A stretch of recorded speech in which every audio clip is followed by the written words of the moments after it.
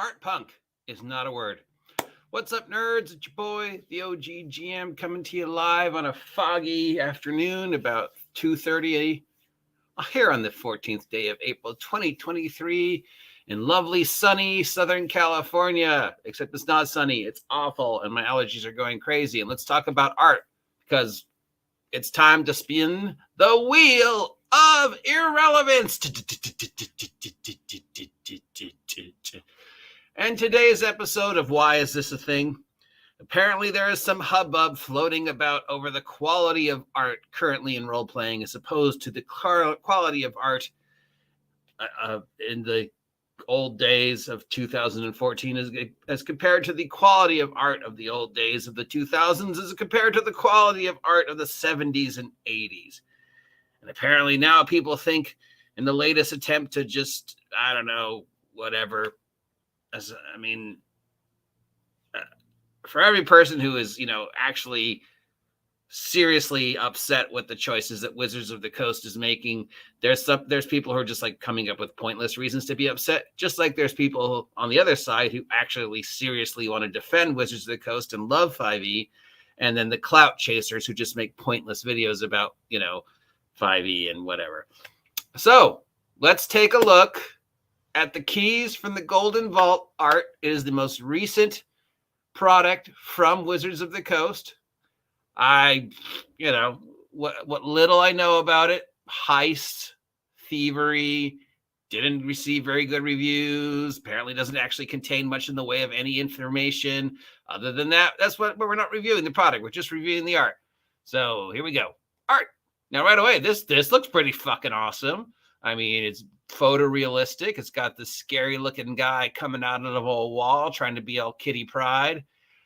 Is going to stab this guy with that sword's a little too long for what he's planning on doing. But yeah, I mean, okay.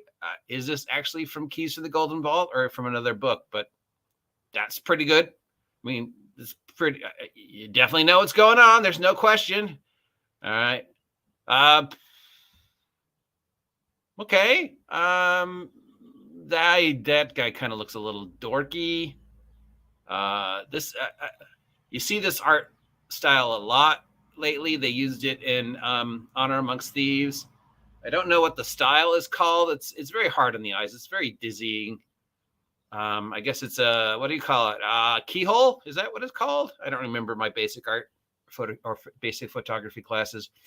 Yeah, again, this guy coming down on one hand. I mean, it's not realistic, but that is D&D. Also a daylight robbery. And the glass isn't broken. So how did you get in? The rope is not. Oh, no, the rope's attached to a beam right there, I guess. I don't know. But now I'm just nitpicking. Quality-wise, it's okay. It's not great. I don't like the, whatever this is called, keyhole, looking up the skirt, peep show art. And this guy just looks dorky. And yeah, there's no way he could be coming down on one hand. So, but I mean, yeah, other than that, it's pretty good. Here's a much better version of the picture. He still looks like, yeah, something about this guy, just the way they did his face is very annoying. That's an actual vault made of gold. This is fine. Yeah, I'm not disappointed in this.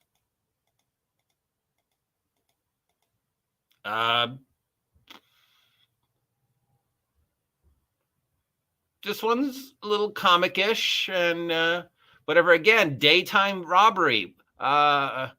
Who robs a bank during daytime? Other than that, again, here's this guy. Is this the same guy? Looking a little dorky. I don't know about this guy. This elf / what is that, fangs? But again, this isn't awful. That looks like something from a magic card, but it's not awful. I mean, it looks like a dragonborn, a halfling, a drow elf, and I don't know what this is. Maybe a half orc are playing cards. Okay. That one's pretty good. Oh, now the close-up. Yeah. It's not awful. It's not great. I mean, oh, well, this one's pretty good, but I don't think this one's from Keys from the Golden Vault. Tiefling, blue elf, I don't know, half orc maybe. Not awful. It's good. Tells you the story. You know what's going on. You see the green slime behind the guy. You see the three guys arguing over which one of them knows the best way to open the door. You can definitely know the story. And she's like, oh, it's this key. And they're like, yeah, this looks like a typical D&D scene. This is not from Keys from the Golden Vault. That's not from Keys from the Golden Vault. That's a key. I guess I should have been a little bit more specific when I said search for keys for the Golden Vault. So here's one. Yeah, I mean, these are not awful. Nothing awful about these. Now let's go to something from the past. My favorite Wizards of the Coast product for 5th edition, Tomb of Annihilation. That's pretty awesome. That's not from Tomb of Annihilation, but okay. Still, this is not from Tomb of Annihilation, but okay. This is from the Neverwinter video game Tomb of Annihilation, so that doesn't count. I don't remember this from Tomb of Annihilation either. I could check my copy. This I remember. This is my favorite part of Tomb of Annihilation. This is why I love Tomb of Annihilation. The adventure starts with a dinosaur race. I mean, how is this not the most awesome D&D adventure that Wizards of the Coast ever created for 5e? I don't know why so many people hate it. I love it. Dinosaur race, but that besides the point. The colors are, well, you know, we don't know. For every time they think a dinosaur looks one way, then some other archaeologist, anthropologist, paleontologist comes forward and goes, no, they actually look like this. And then it's like, oh, no, they actually look like this. And there is some, you know, theories of that dinosaurs were far more colorful than we have portrayed them in the past. So you definitely know what's going on. You definitely get an idea. You know, this is sort of based upon the running of the bulls and having a race inside town, which is kind of a dumb idea. This guy is probably dead. I mean, look, this guy right here, he's dead. There's no question. That guy's dinosaur is not looking. This guy's just like, what am I thinking? Why did I step outside? Oh my God. And yeah, he's dead. These guys, they're probably dead too. You think the city would really let them stand in the road when they're having the dinosaur? I'm overthinking this. This art's fine. That is from Tomb of Annihilation. I remember this scene perfectly fine. Nothing wrong with this. Another great. This is the alternate cover from Tomb of Annihilation. The dinosaurs as pack animals being chased by this. It's not the best version of this, but it's a good. I don't, you know.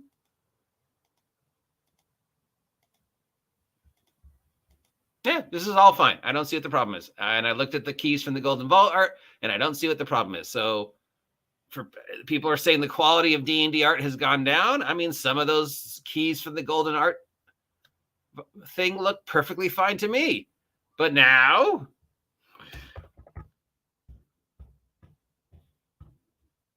just to give us a base of comparison, that is the most recent art from Wizards of the Coast for Dungeons and Dragons that people are saying the quality has gone down, and I have compared it to a previous Wizards of the Coast product, my personal favorite, Tomb of Annihilation. Now let's go to, you know, first edition D&D. But first, let's just take a look at what the industry currently does think is excellent art for a product, shall we? Award winner, Mort Borg, Art Punk.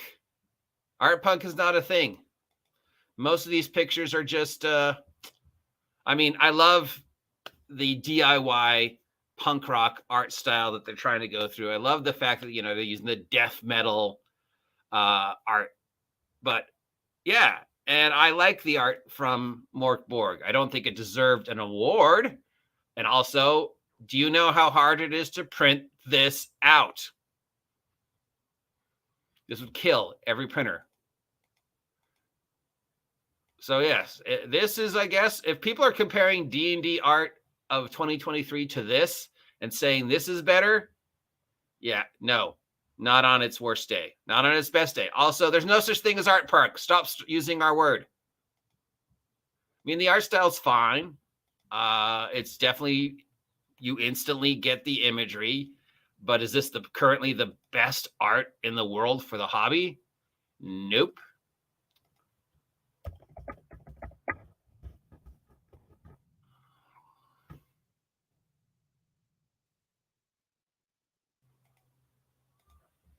How about this?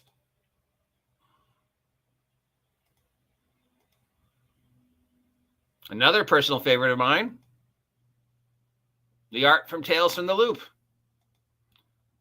Now that's breathtaking. That literally is breathtaking. Looking at the Tales from the Loop art is like sticking your head in an ice cold stream for 5 seconds and then coming out. I mean, it's mesmerizing how good this guy's art is and the story he conveys. This, in my humble opinion, is some of the best tabletop role-playing game art. I mean, it's a great game too, and the art is amazing. And it just instantly captures the imagery. At no point in time have I ever said I feel the art is a waste of space in any product that has been made for Tales from the Loop.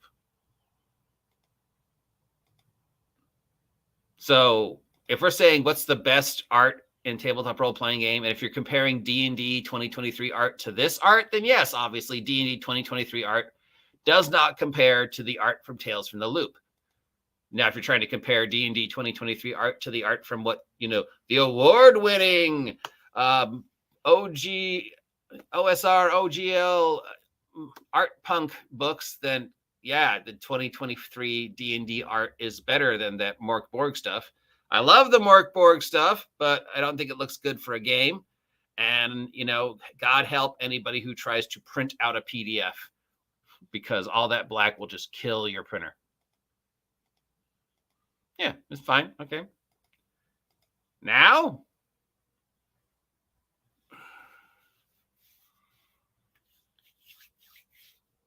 just to compare, to see what people are like, because people are like, oh, in the glory days, the art was so much better.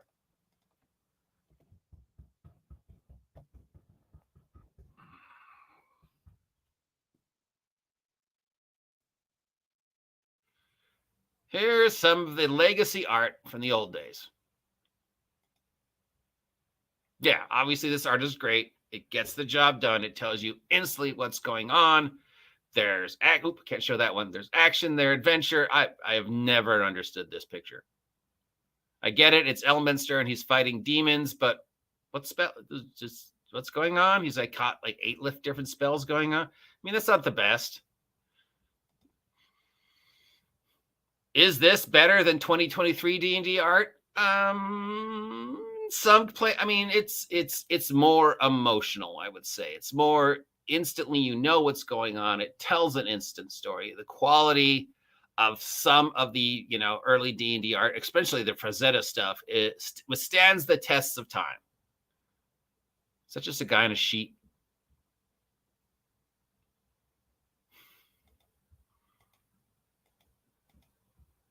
So are you comparing 2023 D&D art to this art? Well, then it's 60-40. I mean, 40% of this, yeah, the D&D art of today is way better than this. We can't show that one. But then 60%, nothing beats this, okay? Nothing beats this. This is the super iconic. It tells a complete story.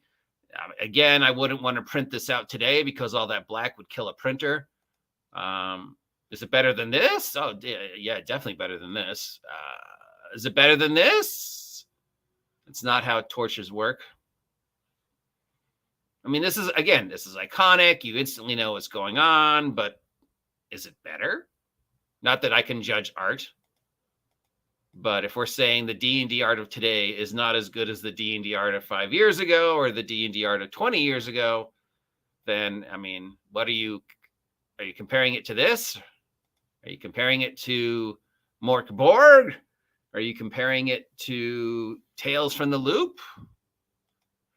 Are you just saying Wizards of the Coast is getting lazy in their art choices? Because that first picture from Keys to the Golden Vault, that was pretty intense.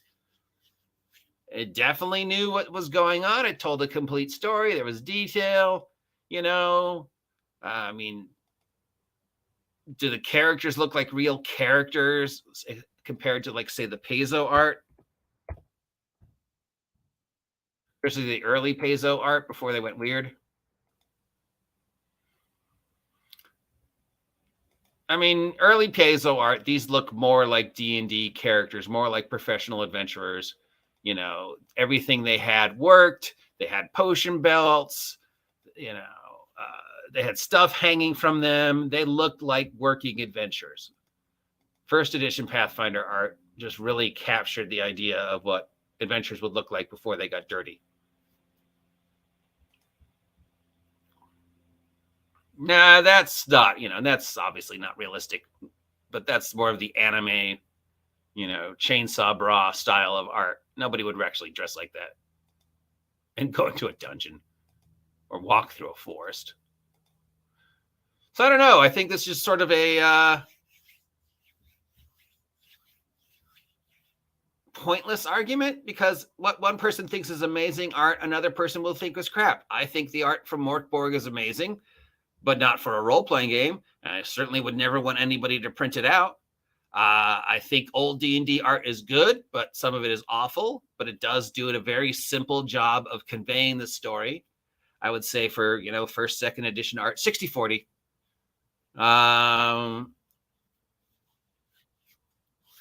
You know, 60% of the art from old D&D is amazing. Psychedelic genre creating. And then you got the other percentage is just kind of like, did you just sort of draw this on a napkin at Denny's? So yeah, but if we're comparing, is the comparison that the D&D art currently doesn't compare to Morkborg?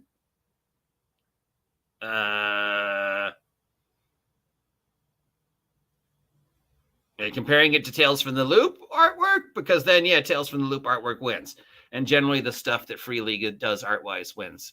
So I think at the end, this is a pointless argument that people are trying to perpetuate just to continue to have one side of the gaming industry angry at the other side of the gaming industry. And we're running out of things to be angry about. So now we're like, the art in this book sucks. The art in this book is great. Your art sucks. Your art sucks. My art's great. My art's great. Your mom's fat. Wait, what? Hey, look, people are commenting. Wow, even Grim Jim, and he lives on the other side of the planet. Depends what you mean by best. Again, I don't know.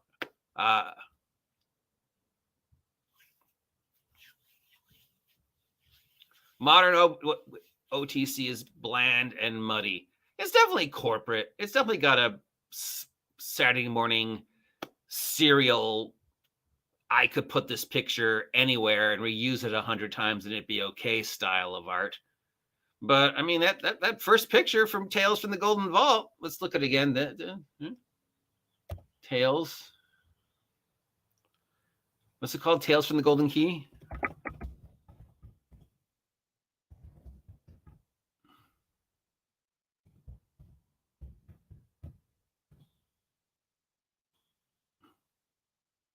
There it is.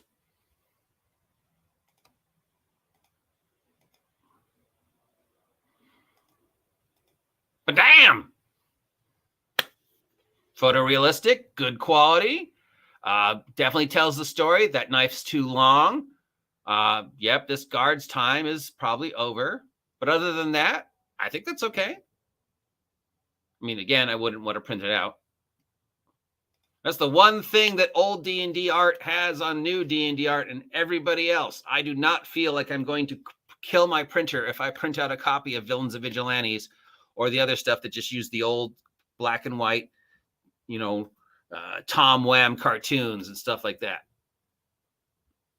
So yeah, today's games, I would never want to print out anything from today because it would just kill your printer. Old D&D has a strong story despite being naive and almost outside art. DCC has kind of that characterful art. Oh yeah, some of the DCC art is just so 1980s, 1960s acid-y trip, LSD, Timothy Leary. Let's see. Mr. Walsh said that the 5th edition art is Victorian. No exposed shoulders or knees. No Conan-style barbarians or sexy sorcerers. Yeah.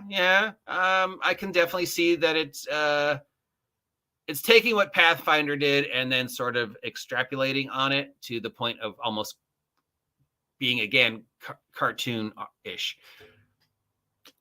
We love chainmail bikini sorceress, right? She's iconic, but let's face it, one day in the forest, walking through a blackberry field, and at the end of the day, she'd just be a bloody mess without ever giving cartoon. You can't go out and pick roses dressed like chainmail sorceress. Some of the Pathfinder art before it got a little extreme, especially the original characters, looked like D&D characters. He had the tankard, he had the pouches, he had junk, he looked dirty, he looked like this is all the crap I'm carrying on me. So yeah. Mark Borg is good RPG art for dark RPG as a whole. Yes, to an extent. I don't know. I don't know how. I like the art. I just don't know if it's great for the art. And you have to then make a printer friendly version. It's terrible garbage work. All childish and immature. I will support good art and companies that don't hate me. I don't hate you. You should support my company then. Pretty sure Jim doesn't hate you. You should support his company then.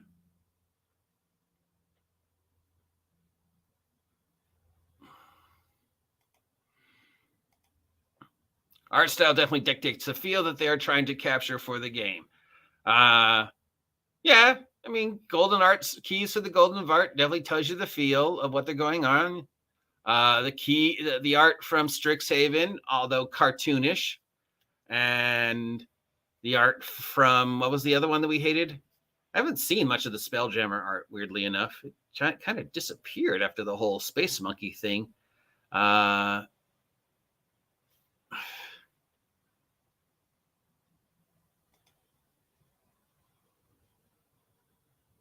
If Wizards is copying Pathfinder, where's the intentionally sexy character art in 5e? They're copying the style of trying to make them look like adventurers, as opposed to, the almost cartoonish, I'm a wizard, therefore I'm wearing a pointed hat and a robe style, or I'm a, whatever. I don't know. I think that's what they're trying to do, is make them look like adventurers, but I think they sort of took them in also sort of like a really ridiculous way. So some of the art in Storm King's Thunder is great. Obviously, I love the art from Tomb of Annihilation. So yeah, I don't know.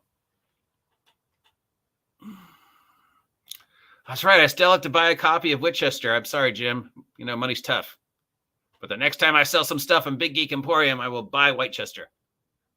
Support Jim. He's got stuff. And he plays D&D with porn stars. Can I say that without getting in trouble? D&D, the sensitivity reader is a whole separate video, and I've already talked about it, but I will probably talk about it again when we see the next draft of whatever it is. 2024 D&D is going to be.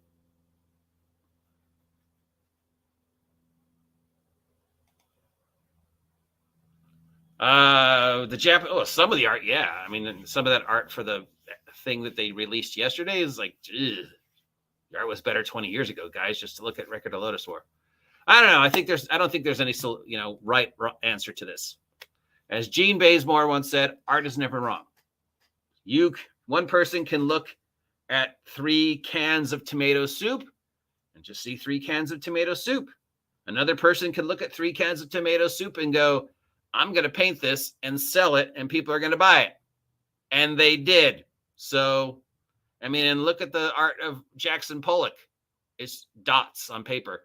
And now what's that new guy he's going, the cowboy artist who just took red crayons and scribbled on a wall. And people are like, oh my God, that's genius. And that guy's like, yeah, thank you for your money. I just had my 5-year-old scribble on the wall with a red crayon, but okay. So yeah. I think I've wasted enough time, but it's my job as your slightly unbiased reporter to dig through the depths of tabletop role-playing game nonsense and report it in the most sarcastic and silly way I can, so you don't have to waste your time with this nonsense and get back to focusing on what's important. And that's buying my merch or buying Grim Jim's merch. Or if anybody else on here has merch, please let us know so we can buy it. Support the small independent publishers like myself, like Grim Jim, like all the others out there. Don't buy from Wizards of the Coast. 1, they don't need the money. 2, we know how they feel about us. 3, we're not going to exist in 5 years. I don't care what people say. And 4, there's better art that's cheaper out there. And 5, God love you if you have a printer that can print out some of this Mork Borg quality art. And that's all I have to say. Have a great day. Stay warm, stay safe, stay healthy, stay happy. Come out, son, please. I will talk to you later. My name is the OG GM. Get off my land. Except for Jim, because I love him.